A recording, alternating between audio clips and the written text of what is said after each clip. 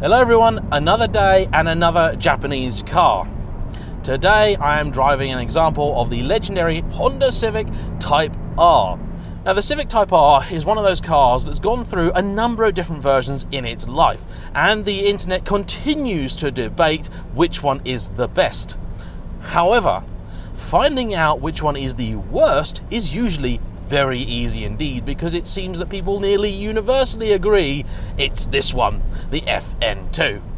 Now it doesn't help that this car replaced the venerable EP3, a vehicle which is to this day much loved by all sorts of car enthusiasts.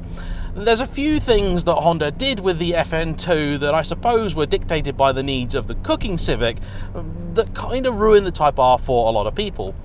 First off, the engine. It has the immortal K20 unit, and there's nothing inherently wrong with that. The problem was the fact that it had something like 1 extra horsepower over the outgoing car, a little bit more torque, a little bit earlier, but also more weight to carry. So it wasn't really any faster, even in a straight line.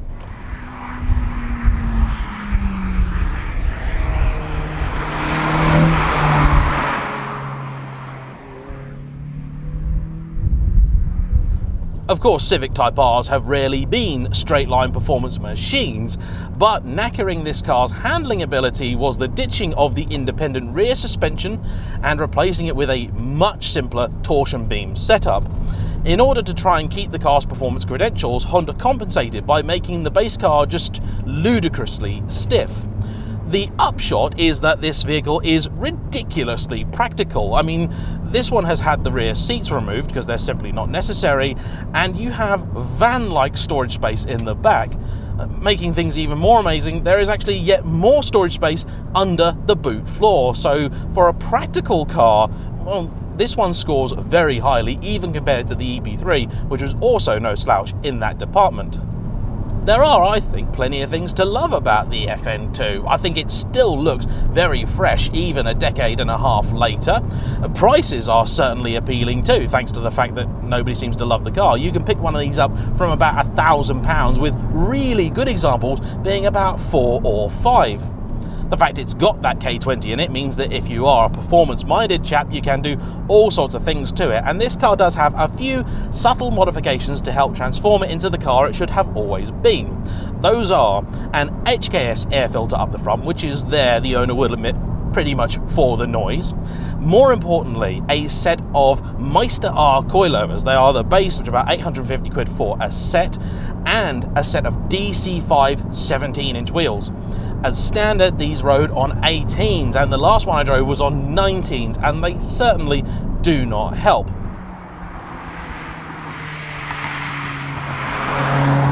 Whilst this isn't a smooth or cosseting ride, it's definitely improved, and now the car's warming up. In a minute I will put my foot down and we'll see just how it performs all these years later. On the interior front, I absolutely love these cars. Yeah, there's loads of kind of cheap plastic, but these were fairly cheap cars when they were new. In fact, I'm pretty sure they retailed for just under 20 grand. This steering wheel feels like it's brand spanking new, and all these dials here are so clear and easy to read. The speedo sits on top of the steering wheel basically. You've got a big old rev counter dominating proceedings here, temperature gauge on the left, fuel gauge on the right, start button, which is a bit of a gimmick because you still got to put a key in and turn it. The FN2 came in a few different versions. The base spec, which is reasonably rare, the GT, which had a few extra features such as the rain sensing wipers, and then a nav trim. The nav is very rare. You really don't see those much, and I don't think they sold very many. And to be fair, I wouldn't really bother about finding one of those unless you were desperate to put a double DIN system in the car, because, well, it's a 12-year-old sat nav. It's not going to be great.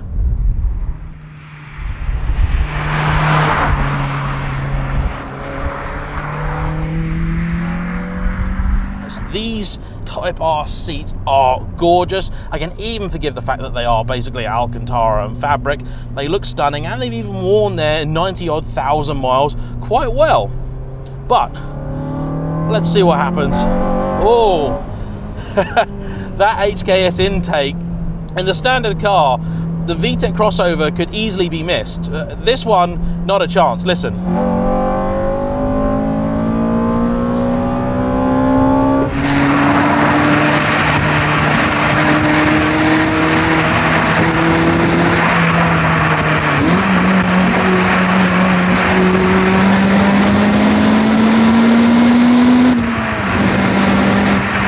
Oh, this car rides way better than standard, way better, and it shifts pretty nicely too. Pedal response is decent. Now, the clutch in this car, we're told, is probably on its way out, so it does clonk and thunk a little bit more than you'd expect it to, but it's still all very nice to use. The brake pedal responds actually very well too. Again, probably helps that these aren't brand spanking new brakes, but it's not sharp and grabby like a lot of modern cars can be. Steering is actually a little heavier than I expect it to be. The steering is actually electric, and Honda have been dabbling with electric racks for quite some time, dating back to the NSX and possibly before, although I think that might have been the first. Driving it around town, the car is perfectly pleasant. It's nice and quiet too, because the exhaust, remarkably, is still bone stock. Now, that's a conscious decision on the part of this particular owner, because he still wants it to be a nice, sensible car to drive about in. And when you start stripping the rear out and these kind of things, if you put a fruity exhaust on, they can drone like a mother.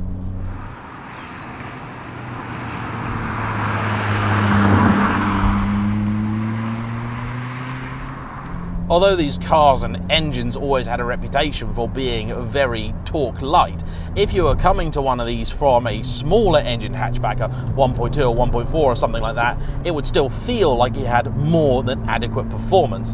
Even for someone like myself, it doesn't feel that shortchanged in the torque department either. It's got plenty of go for the normal sort of stuff, and if you need to overtake, well, just drop a few gears. That isn't ideal, and for newer drivers that can sometimes get them into trouble, but if you spend the time to learn it and appreciate how the car works, which ratio will give you which speed, well, it can be a hell of a lot of fun. Now, my ex-girlfriend used to own one of these, and it was quite a rare example because it was a deep sapphire blue pearl. It's a stunning colour and very, very rare on a Type R. It was also a 2011 plate car, and I don't think they were actually still making them in 2011. These cars were actually produced in England as well at the Swindon factory. And one of the notable things about the later cars is that they did get a limited slip diff as standard. This is exactly the kind of road on which this car should shine, so does it. Well, it's certainly keen to rev out, and it's definitely more compliant than memory would tell me the FN2 was. The steering is still a weak spot of these cars, as it was with the EP3. It's only really the current car where they fixed that and got it just spot on. Now, I can tell that these aren't the best of roads, and as you can probably see, I'm being bounced around quite a bit, but this car's doing a fairly admirable job. Oh, rowing your own gears in these cars is an utter pleasure. This one has a weighted aftermarket shift knob just to give the car a bit better action, and I think that does work.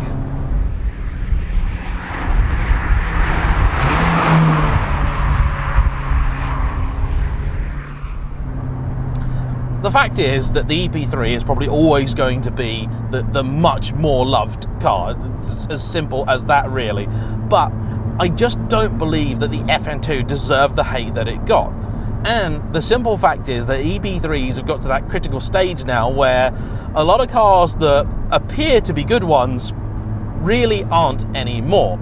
And the FN2s are only a few years away from that. There are still very decent, well cared for FN2s out there at reasonable prices. However, that just isn't going to be the case for that much longer. They're going to go through the same cycle as all hot hatches do, where people are going to buy them to run them around that don't have the money to keep them in good fettle, and they're just going to start falling apart. It's happening already.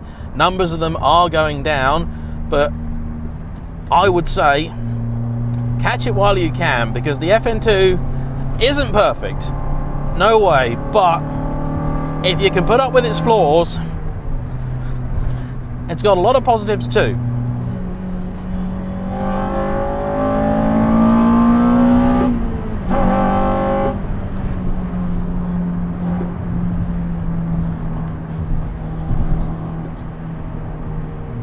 Thanks for watching. Please like, comment below, subscribe if you haven't already, and we'll see you for the next one.